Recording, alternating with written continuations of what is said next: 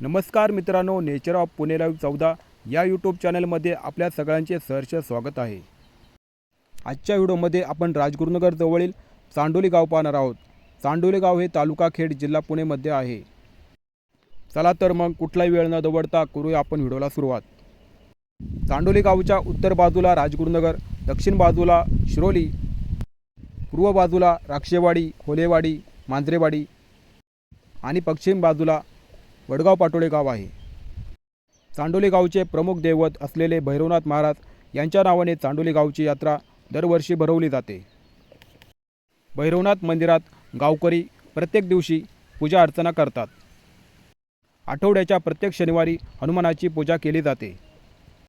सन 2022 पर्यंत चांडोली गावची जुनी शाळा येथे भरली जात होती, परंतु आता नवीन इमारत झाल्यामुळे येथे शाळा भरली जात नाही। ह्या ठिकाणी निवडणुकीचे काम असेल तर त्यापुरता वापर केला जातो। भीमा नदीच्या काठी असल्यामुळे चांडोली गाव हे पुरातन काळापासून अस्तित्वात आहे। चांडोली गावाला डुम्या डोंगर तसेच भीमा नदी लाभल्यामुळे येथील हवामान कायम थंड असते। आपल्याला काही इंग्रजकालीन घरं पाहण्यास मिळतात, आता सध्या त्यांची पडझड झालेली आहे। राजगुरुनगरपासून हाकेच्या अंतरावर असल्यामुळे चांडोली गावात खूप मोठ्या प्रमाणात प्लॉटिंग पडत आहेत। नागरिक राजगुरुनगर शहरात राहण्याऐवजी सातकर स्थळ, चांडोली, खोलेवाडी, राक्षेवाडी ह्या ठिकाणी राहण्यास पसंती देतात।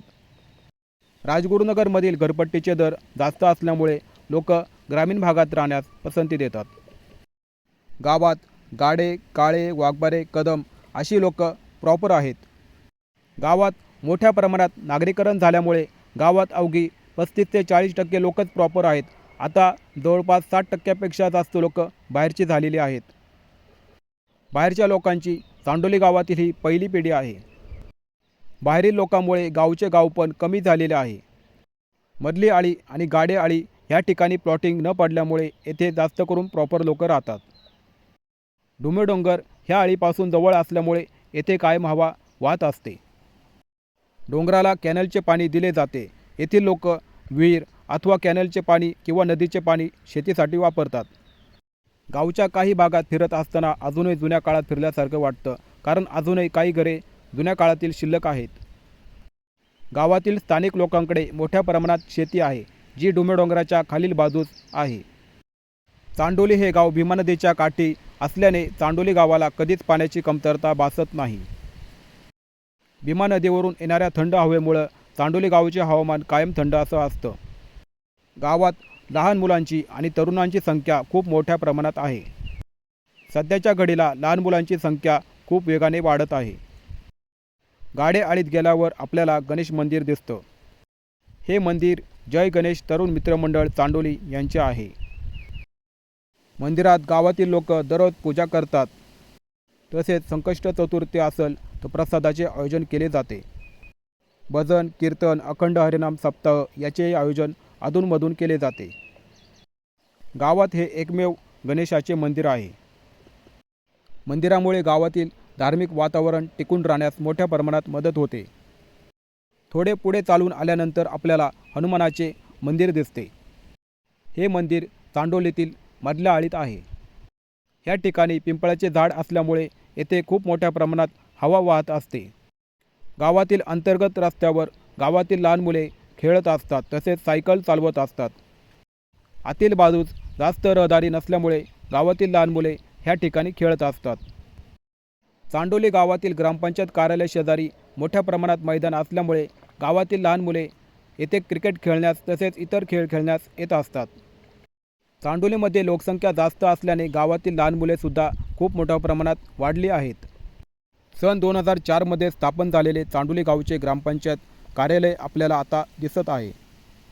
राजगुरुनगर नगर परिषद यांचे असे म्हणणे होते की वडगाव पाटोळे, चांडोली, खोलेवाडी, राक्षेवाडी, सातकर स्थळ अशी छोटी गावं राजगुरुनगरमध्ये समाविष्ट करावीत, परंतु सर्व गावांनी या गोष्टीला नकार दिला। याचं कारण म्हणजे सर्व लोकांना गावचे गावपण जपून ठेवायचे होते। तसेच राजगुरुनगरमध्ये अजूनही काही मोठ्या समस्या शिल्लक आहेत, ज्या त्यांना अजून सोडवता येत नाहीत। त्यामुळे गावच्या लोकांचे असे म्हणणे होते की आमच्या गावचा विकास कमी झाला तरी चालेल, परंतु आम्ही शहरामध्ये जाणार नाही। चांडोली गावापासून राजगुरुनगर शहर, बाजारपेठ, बँका, ATM कार्यालय, शाळा, कॉलेज सर्वच सुखसोयी अतिशय जवळ असल्याने चांडोली गावात खूप मोठ्या प्रमाणात प्लॉटिंग पडत आहेत. अजून काही वर्षांनी गावात मोकळी जागा दिसणारसुद्धा नाही. आजच्या घडीला चांडोली गाव हे गाव राहिले नाही, तसेच शहरसुद्धा नाही. चांडोली गाव हे वेगळेच मिश्रण आहे, जेथे नागरीकरण मोठ्या प्रमाणात वाढले आहेत. श्रीमंत लोक मोठ्या प्रमाणात जमिनी खरेदी करून मोठे मोठे बंगले बांधत आहेत. चांडोली गावात आपल्याला पेट्रोल पंप, ढाबे, हॉटेल तसेच जी दुकाने अथवा सुखसोयी उपलब्ध नाही, ती जवळच्या राजगुरुनगर शहरात उपलब्ध असल्यामुळे लोक चांडोली गावात राहण्यास खूप मोठ्या प्रमाणात प्राधान्य देत आहेत. आपल्या राजगुरुनगर शहरातील ढाबे अथवा मंगल कार्यालय हे जास्त करून चांडोली गावात आपल्याला पाहायला मिळतात. गावातून पुणे नाशिक हायवे गेल्याने गावाला खूप मोठ्या प्रमाणात महत्त्व प्राप्त झालेले आहे. गाव हे पुणे नाशिक हायवेजवळ असल्याने गावातील जमिनींना सोन्याचे भाव आलेले आहेत. प्लॉटिंग हे मोठ्या प्रमाणात पडले. लोकांनी जमिनी विकत घेऊन मोठे बंगले बांधले.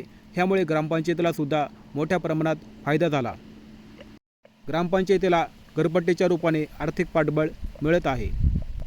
तसेच एवढ्या मोठ्या लोकसंख्येला पाणीपुरवठा, कचरा संकलन, दिवाबत्ती अशी कामे ग्रामपंचायतीला करावी लागत आहे. गावात सरकारी रुग्णालय असल्याने तालुक्यातील लांबून लांबून लोक येथे उपचारासाठी येतात. आपल्या तालुक्याच्या पश्चिम पट्ट्यातील आणि पूर्व पट्ट्यातील नागरिक येथे मोठ्या प्रमाणात येत असतात. चांडोली गाव हे रेषीय गाव आहे, तसेच विखुरलेले गावसुद्धा आहे. चांडोली गावचा दुसरा पार्ट हा डोंगराच्या खाली तसेच गव्हर्नमेंट ITIच्या बाजूला आहे. गावात सरकारी ITIसुद्धा आहे. येथे तालुक्यातील विविध विद्यार्थी शिकण्यासाठी येत असतात. अलीकडच्या 10 वर्षात ITI परिसरात मोठ्या प्रमाणात लोकसंख्या वाढ झालेली आहे. सरकारी ITI, भारत फोर्स यांचे ITI, मुलींचे वसतिगृह अशा मोठ्या इमारती आपल्याला ह्या भागात दिसून येतात. गेल्या 10 ते 15 वर्षात डोंगराच्या खाली खूप मोठ्या प्रमाणात प्लॉटिंग पाडले गेले आहे. स्थानिक शेतकऱ्यांनी जमिनी विकल्या आहेत. ह्या ठिकाणी नवीन चांडोली उदयास आलेली आहे. येणाऱ्या पुढील 10 वर्षात येथे मोठ्या प्रमाणात लोकसंख्या वाढ होणार आहे. डोंगराखाली पडलेली पहिली प्लॉटिंग म्हणून जय गणेश पार्कची ओळख आहे. ह्या ठिकाणी गावातील लोकांनी तसेच आजूबाजूच्या गावातील लोकांनी जमिनी विकत घेऊन मोठ्या प्रमाणात घरे बांधलेली आहेत. गावातील लोक अतिशय सुसंस्कृत, मेहनती, हुशार आहेत. प्रत्येक घराच्या बाहेर स्वच्छता तसेच झाडांची लागवड केलेली आपल्याला पाहण्यास मिळते. ह्या कॉलनीत काही लोक प्राणीप्रेमी असल्याचे आपल्याला पाहायला मिळते. बाजूलाच मोठ्या प्रमाणात प्लॉटिंग पडलेली आपल्याला दिसून येते. आता आपण चांडोली गावच्या प्रमुख गावठाणात जाणार आहोत, ज्याला मधली आळी असे म्हटले जाते. मधली आळी हे रेषीय असलेली कॉलनी आहे. जुन्या काळात प्लॉटिंग अशी गोष्ट नसल्याने येथे सर्वच घरं जवळजवळ बांधलेली आपल्याला पाहण्यास मिळतात. गावात आपल्याला सुंदर असे दत्ताचे मंदिरसुद्धा पाहण्यास मिळते. जुनी कौलारू शाळा जीर्ण झाल्याने येथे 2022मध्ये ही बिल्डिंग बांधण्यात आली. बेल डिव्हाइस लिमिटेड भोसरी यांच्या मदतीने ही बिल्डिंग बांधण्यात आली. मित्रांनो, आपले चांडोली गाव हे मोठ्या प्रमाणात वाढलेले आहे, विखुरलेले आहे. त्यामुळे काही ठिकाण, काही भाग किंवा काही घरे मी दाखवू शकलो नाही. त्यामुळे गावाच्या पाण्याच्या टाकीवर जाऊन मी तुम्हाला आजूबाजूचे दृश्य दाखवत आहे. गावाला सुंदर असा डोंगर लाभलेला आहे. त्यामुळे गावचे सौंदर्य अजून खुलून निघाले आहे. डोंगरावर राजगुरुनगर शहरातील नागरिक मोठ्या प्रमाणात सकाळ आणि संध्याकाळ ह्या दोन्ही टायमिंगला फिरायला येत असतात. जर मध्ये भीमा नदी नसती तर चांडोली आणि राजगुरुनगर हे एकच झाले असते. भीमा नदीमुळे चांडोली गाव हे वेगळे बनलेले आहे. आपल्याला वरतून चांडोली गाव पाहण्यास मिळते.